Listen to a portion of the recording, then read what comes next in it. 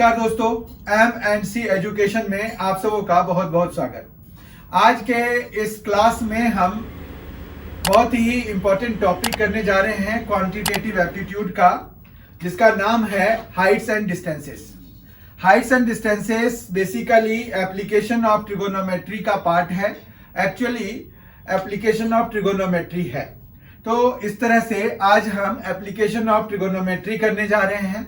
आप सभी quantitative aptitude की तैयारी कर रहे हैं, किसी न किसी कॉम्पिटिटिव एग्जामिनेशन की तैयारी कर रहे हैं, एंट्रेंस एग्जामिनेशन की तैयारी कर रहे हैं।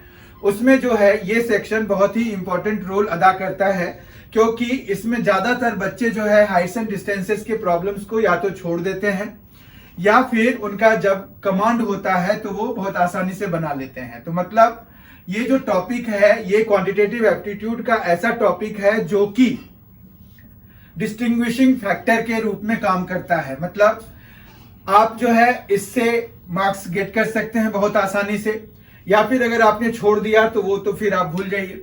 तो इस तरह से ये जो है एक डिवीजन फैक्टर है, डिसाइडिंग फैक्टर है, ये डिस्टिंग्विशिंग फैक्टर है। तो इसलिए ये टॉपिक बहुत ही इंपॉर्टेंट है। अगर आप कर लेंगे तो वो फिर आपके पास जो है क्या होगा कि आपके पास एज होगा, मतलब बाकियों के मुकाबले आपका के लिए जो है सिलेक्शन का एज होगा, आपका सिलेक्शन की प्रोबेबिलिटी पॉसिबिलिटी ज्यादा होगी। ठीक है, तो आइए बिना कोई देरी किए आज के सेशन की शुरुआत करते हैं। जैसा मैंने बताया आपको, हाइट्स एंड डिस्टेंसेस बेसिकली क्या है, एप्लीकेशन ऑफ ट्रिगोनोमेट्री है। तो कहीं कहीं कई जगहों पे आप ये लिखा हुआ देखेंगे कि ये जो है application of trigonometry, applications of trigonometry भी लिखा हुआ होता है। इसके लिए एप्लीकेशंस ऑफ ट्रिगोनोमेट्री भी लिखा होता है।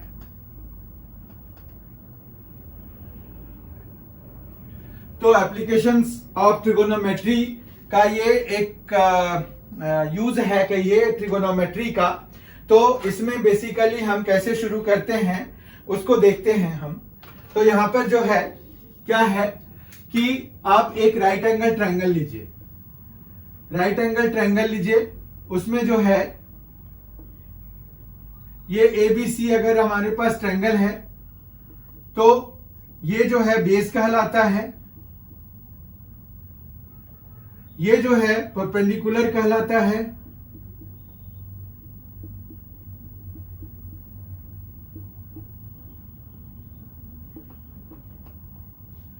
और ये जो पार्ट है ये हाइपोटेनियस कहलाता है।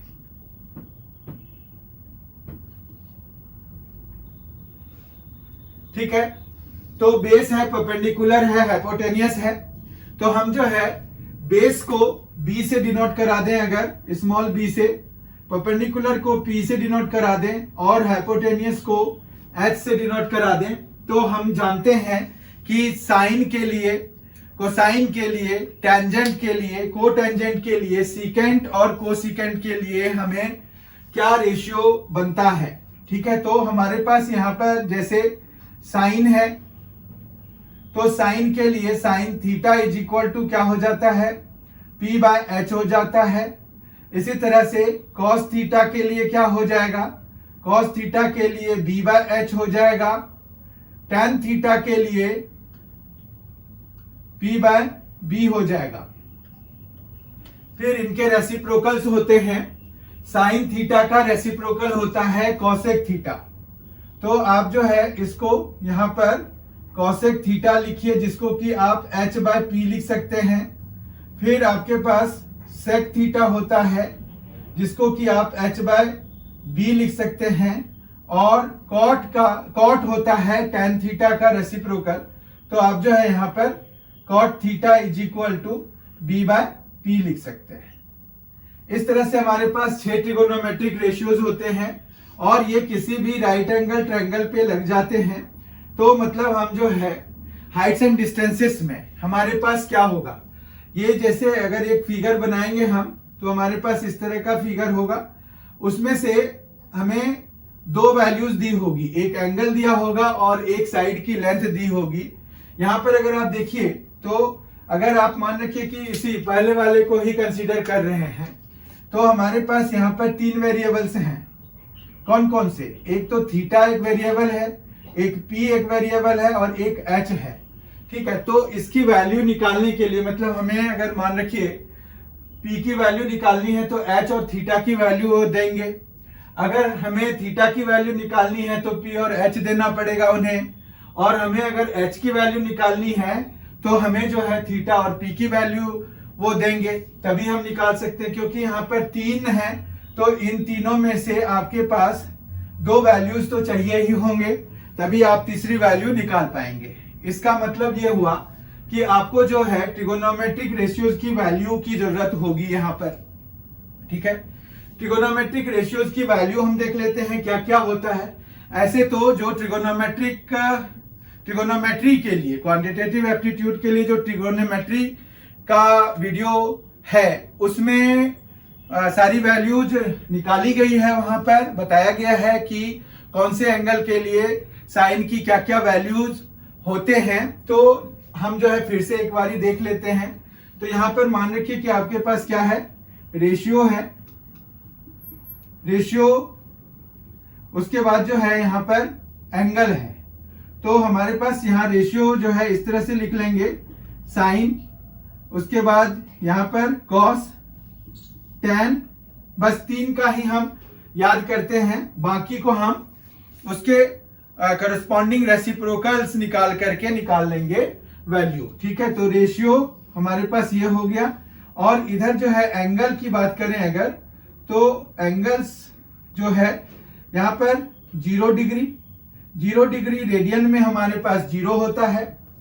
फिर हमारे पास आता है 30 डिग्री, 30 डिग्री जो है वो होता है π/6 के बराबर रेडियन वाइज। फिर 45 डिग्री, 45 डिग्री रेडियन वाइज π/4 होता है। 60 डिग्री रेडियन वाइज π/3 होता है। और जबकि 90 डिग्री रेडियन वाइज π/2 होता है। ठीक है, तो इस तरह से जो है हमारे पास ये 5 वैल्यूज हैं। इनमें से भी बेसिकली अगर आप देखेंगे तो आपको 30 डिग्री, 45 डिग्री और 60 degree he time and again use हो रहा होता है। ठीक है, इन्हीं 3 की वैल्यूज पर आपको ध्यान देना है, क्योंकि 0 डिग्री बना रहा है या 90 डिग्री बना रहा है तो उन दोनों का कोई खास मायने हाइट्स एंड डिस्टेंसेस के व्यू पॉइंट से ये 0 डिग्री और 90 डिग्री मतलब 0 रेडियन और π/2 रेडियन की वैल्यू उतना मायने नहीं रखेगा, क्योंकि ये फिट बैठेगा नहीं क्वेश्चन में। ये आप खुद जब क्वेश्चंस करोगे तो आपको पता चल जाएगा। फिर भी हमें वैल्यूज तो सबकी याद रखनी चाहिए। तो साइन है 0 है तो 0 होता है 0 डिग्री पे, 30 डिग्री पे इसकी वैल्यू 1/2, 45 पे 1/√2, 60 डिग्री पे √3/2, जबकि 90 डिग्री पे ये 1 होता है। ठीक है, फिर आपको कॉस के लिए यहां पर 1 √3/2, 1/√2, 1/2 और 0। ठीक है, तो इस तरह से हम जो है जैसे ये ऐसे लिखा है उसी तरह से उल्टे ऑर्डर में लिखिए। मतलब 1 को यहां, √3/2 को यहां, 1/√2 को, 1/2 को और 0 को लास्ट में। ये फर्स्ट है यहां पर, वहां लास्ट में। ठीक है, तो इस तरह से आप जो है अगर पहले रो को याद कर लेते हैं तो दूसरा रो अपने आप बन जाएगा और तीसरा भी। जैसे देखिए यहां पर ये कैसे बनेगा, 0/1 कर देंगे, डिवाइड कर देंगे तो 0 आ जाएगा। 1/2 divided by √3/2, it will give us 1/√3, 1/√2, 1/√2। Same चीजों को डिवाइड कराते हैं तो हमें क्या मिलता है, 1 मिलता है, तो 1 मिल जाएगा यहाँ पर। उसके बाद √3/2 अपॉन 1/2 विल गिव अस √3, जबकि 1/0 जो है वो इंफिनिटी या नॉट डिफाइंड होता है। ठीक है, तो नॉट डिफाइंड आप समझ लीजिए ज्यादा। ऐसे भी हमें जो है ये मेन जो वैल्यूज हमें यूज होंगे हाइट्स एंड डिस्टेंसेस में मेनली वो ये हैं। ये वैल्यूज 0 के लिए या 90 के लिए जो वैल्यूज हैं वो यदा कदा यूज हो सकते हैं, या कहिए कि ऑलमोस्ट नहीं के बराबर यूज होंगे या नहीं ही यूज होंगे। ठीक है, तो इतना समझ में आ गया आपको। तो ये वैल्यूज जरूरी है, कौन सा रेशियो क्या मायने है, क्या मीनिंग है उसका, वो हमें पता होना चाहिए। जैसे साइन है, कॉस है, टेन है, तो P/H, B/H, बी। और फिर कॉसेक के लिए, सेक के लिए, कॉट के लिए अगर ध्यान नहीं भी है तो आप सिर्फ ये ध्यान रखिए कि कॉसेक साइन का रेसिप्रोकल होता है, कॉस का रेसिप्रोकल सेक होता है, जबकि टेन का रेसिप्रोकल कॉट होता है। तो भी आपको पता चल जाएगा, ठीक है। क्योंकि हाइट्स एंड डिस्टेंसेस में आप जब कोई भी ट्रायंगल बनाते हैं तो आपको यह ध्यान रखना पड़ेगा कि हमें क्या दिया हुआ है। तो जो दिया हुआ है, मान रखिए परपेंडिकुलर और बेस दिया हुआ है, तो वो परपेंडिकुलर और बेस को रिलेट करने वाला कौन सा रेशियो है। जैसे यहां पर परपेंडिकुलर और बेस को रिलेट करने वाला tan थीटा है या cot थीटा है, तो हम इन दोनों में से कोई यूज करेंगे। तो usually we use the first column जो है हमारे पास, साइन, कॉस और tan को हम यूजुअली यूज करते हैं, इसीलिए वैल्यूज भी हम उन्हीं की याद रखते हैं, ठीक है। तो ऐसा नहीं है कि हम 0 की या 90 की याद नहीं रखेंगे, या अगर हमें कॉसेक, सेक और कॉट का याद हो जाता है तो हम याद कर लेंगे, क्या दिक्कत है। तो यहां तक तो ये बात हो गई। अब हमारे पास जो है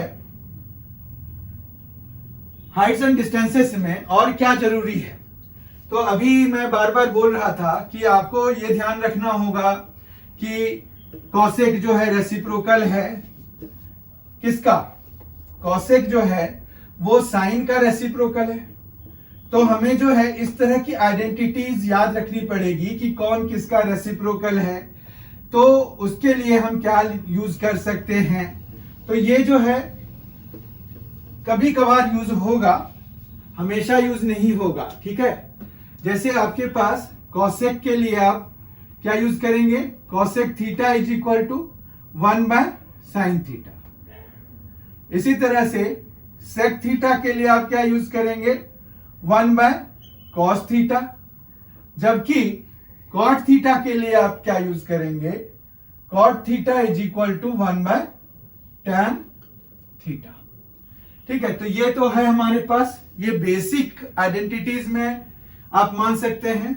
एक और बहुत ही इंपॉर्टेंट इसी तरह का एक बहुत ही इंपॉर्टेंट आइडेंटिटी है tan थीटा, जिसको कि हम sin theta by cos theta भी लिखते हैं। तो आपको इसका भी ध्यान रखना पड़ेगा, ठीक है। तो ये हो गया। अब जो है हम और जो है 3 बेसिक आइडेंटिटीज का भी यूज करेंगे, कभी कभार ही करेंगे, हमेशा नहीं यूज होगा वो। तो 3 बेसिक आइडेंटिटीज कौन कौन से हैं, एक है sine square theta plus cos square theta is equal to 1, दूसरा है sec square theta minus tan square theta is equal to 1, और तीसरा है cosec square theta minus cot square theta is equal to 1। तो ये 3 बेसिक आइडेंटिटीज हैं जिनका की यूज हमें करना पड़ सकता है, पर हमेशा नहीं। बहुत ही रेयर क्वेश्चंस होंगे जिनमें कि हम इन सभी का यूज करेंगे, ठीक है। पर हमें ये ऐसे भी बेसिकली पता होना चाहिए कि tan theta sin theta by cos theta के बराबर होता है, और कॉसेक, सेक और कॉट किन के रेसिप्रोकल के से वैल्यू निकलती है उनकी, तो ये हमें पता होना चाहिए। एक बहुत ही जरूरी चीज है हाइट्स एंड डिस्टेंसेस के लिए कि एंगल ऑफ एलिवेशन क्या होता है और एंगल ऑफ डिप्रेशन क्या होता है। ये 2 चीजें बहुत ही जरूरी है, बहुत ज्यादा जरूरी है हाइट्स एंड डिस्टेंसेस के प्रॉब्लम्स को सॉल्व करने के लिए, क्योंकि ये दिया होगा आपको, तो आपको ये पता होना चाहिए कि एंगल ऑफ एलिवेशन क्या है और एंगल ऑफ डिप्रेशन क्या है।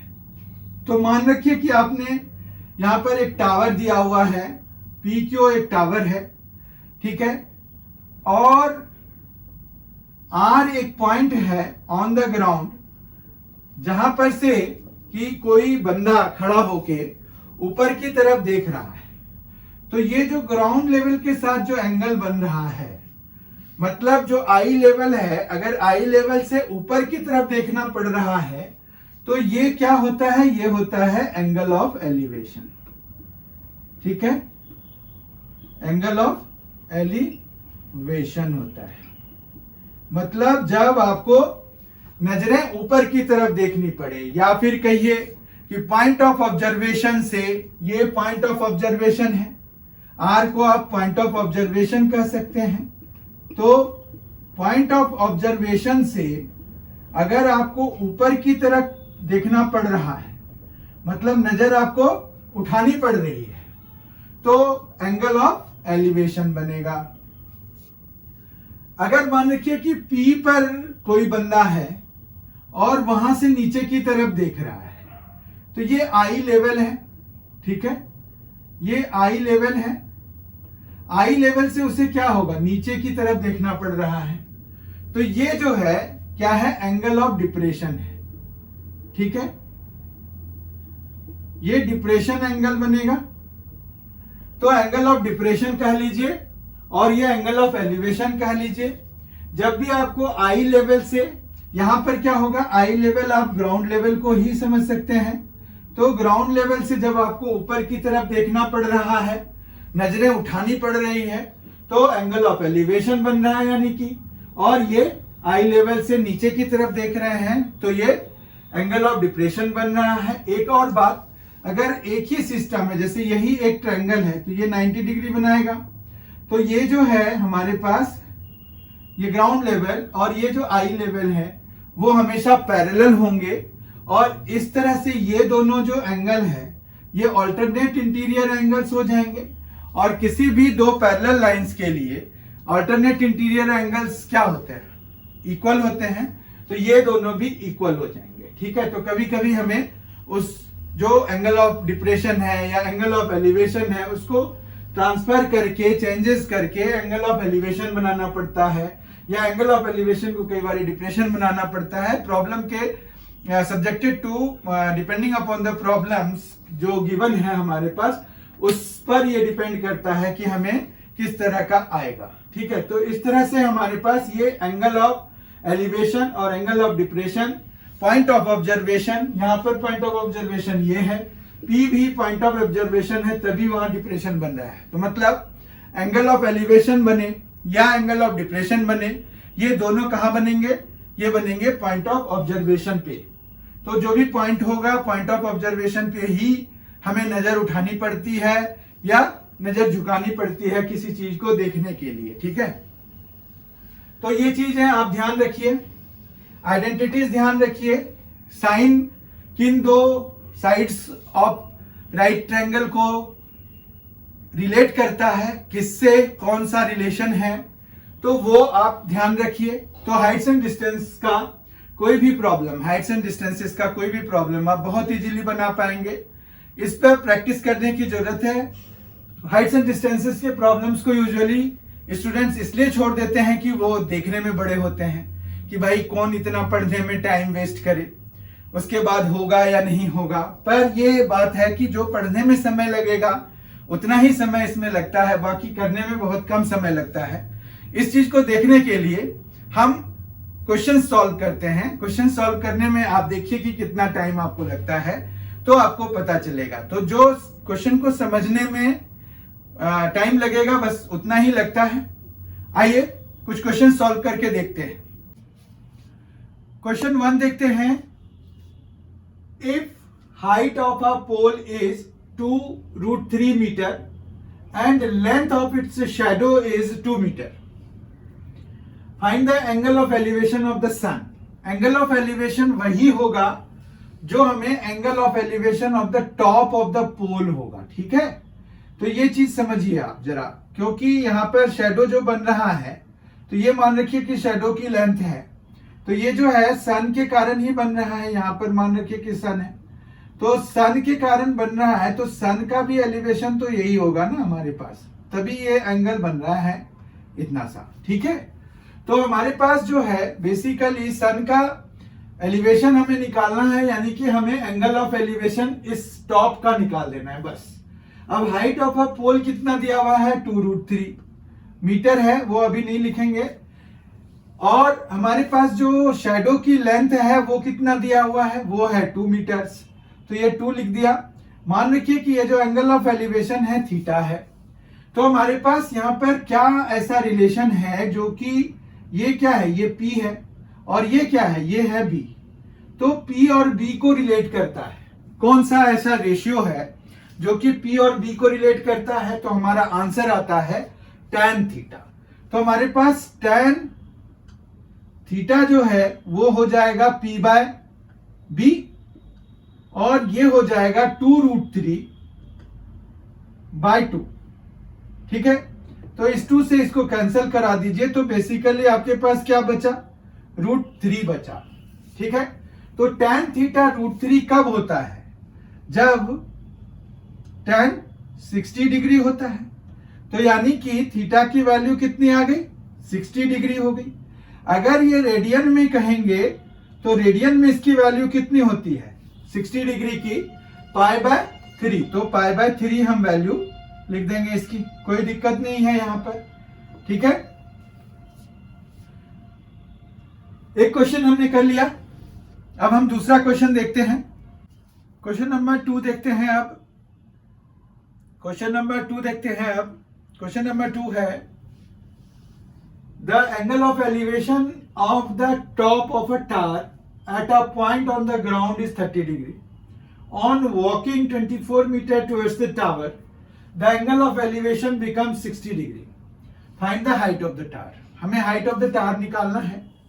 तो हम जो है यहाँ पर एक फिगर बनाए, अगर एक टावर ले लेते हैं, यहाँ पर एक ये और एक ये 2 पॉइंट्स पर उन्होंने जिक्र किया है, तो इस तरह से हम एक फिगर बना लेते हैं। ठीक है, तो ए बी मान रखिए कि आपके पास टावर है। आपको बहुत ज्यादा डिटेल की जरूरत नहीं है, आप एक रफ स्केच ही बनाएंगे हमेशा। रफ स्केच इसलिए क्योंकि it will save your time. आप हमेशा समय बचाने का प्रयास कीजिए। आपको ये लेबलिंग करने की जरूरत नहीं है, ये सिर्फ समझाने के पर्पज से बनाया जा रहा है। आप जो है बस एक रफ डायग्राम बना लीजिए। और यहाँ पर जैसे ये 24 मीटर है, don't write the unit if they all are same. तो यहाँ पर एक ही है 24 मीटर, तो we need not to write it time and again. That means we don't have 2 quantities there, so we need not to check कि दोनों के यूनिट्स सेम हैं कि नहीं है। और फिर हमारे पास यहाँ पर अब एंगल ऑफ एलिवेशन की बात अगर करें तो ये 30 डिग्री है, जबकि 24 मीटर टुवर्ड्स द टावर जाने के बाद इट बिकम 60 डिग्री नाउ। ठीक है, तो ये 2 एंगल्स हमें दिए हुए हैं। आप देखिए यहाँ पर 30 degree on walking 24 metres towards the tower the angle of elevation become 60 degree. So 30 degree, 60 degree, 24 metres. ठीक है, आप लिखना चाहते हैं तो लिख लीजिए, कोई बात नहीं, कंफ्यूजन नहीं हो, ये बात का ध्यान रखिए। ठीक है, अब यहाँ पर हाइट को हम h ले लेते हैं और BC को x ले लेते हैं। ठीक है, तो हाइट को हमने h ले लिया और BC को हमने x ले लिया, कोई प्रॉब्लम नहीं है। अब जो है हम यहाँ पर क्या करेंगे, हमें जो है ट्रिगोनोमेट्री लगाना है। ट्रिगोनोमेट्रिक रेशियो कौन सा होता है, जो कि परपेंडिकुलर और बेस, ये परपेंडिकुलर है AB जबकि BC बेस है, तो परपेंडिकुलर और बेस को जो रिलेट करता है वो है tan। तो tan 60 डिग्री हो जाएगा इक्वल टू h/x। ठीक है, यहां तक कोई दिक्कत नहीं है। अब tan 60 डिग्री होता है √3, we will write its value is equal to h/x। ठीक है, तो यहां पर h इज इक्वल टू क्या हो जाएगा, x√3 हो जाएगा। ठीक है, मीटर है तो मीटर लिख दीजिए, या फिर while calculation in the middle we don't write the units usually. ठीक है, तो ये कोई बात नहीं, मतलब ये ऑप्शनल हो गया आपके लिए। अब जो है h की वैल्यू तो हमें x√3 आ गया है। ठीक है, अब जो है दूसरा हमें एक रिलेशन चाहिए, क्योंकि हमें जो है हाइट ऑफ द टावर निकालना है, तो हमें x नहीं चाहिए यहाँ पर, क्योंकि height is coming in terms of x right now. तो हमें जो है उसको हटाना है, उसके लिए हमें फिर से ये पूरे A B D पे tan 30 डिग्री लगाएंगे। ठीक है, तो tan 30 डिग्री लगा दिया, तो tan 30 डिग्री लगा दिया तो ये हो जाएगा h/x + 24। ठीक है, तो अब जो है हमारे पास यहां पर से x + 24 जो है वो ये tan 30 डिग्री की वैल्यू कितनी होती है, tan 30 डिग्री की वैल्यू होती है 1/√3। ठीक है, तो ये 1/√3 जब हम यहां पर लिखेंगे तो ये √3 ऊपर को चला जाएगा। ठीक है, तो ये h √3 और इक्वल टू हो जाएगा हमारे पास x प्लस 24, ठीक है। अब जो है आप यहां से चाहो तो x की वैल्यू निकाल के इसमें डाल सकते हो, तो ये x की वैल्यू यहां से निकल जाएगा h/√3। ये √3 जो है मान रखिए हमने लेफ्ट साइड में ट्रांसफर कर दिया, तो ये अपॉन में चला जाएगा, h के अपॉन में आ गया √3। तो यहां पर x की जगह पे आप जो है h/√3 लिख दीजिए, h/√3 और प्लस में 24 तो है ही हमारे पास, ठीक है। तो अब जो है ये आ गया हमारे पास इक्वेशन, ये तो बीच का है, ये तो वैल्यू लिख दिया।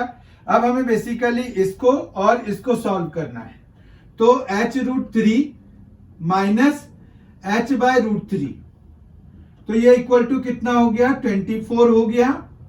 h कॉमन ले लीजिए, तो √3 माइनस 1/√3 हो जाएगा, √3 माइनस 1/√3 इज इक्वल टू 24, ठीक है। तो h इज इक्वल टू क्या हो जाएगा, अब यहां पर एलसीएम लेंगे अगर, तो ये जो है 3 माइनस 1 हो जाएगा और अपॉन √3, तो 2/√3 हो जाएगा इसको सॉल्व करने के बाद। तो h इंटू 2/√3 हो गया है और इक्वल टू है 24।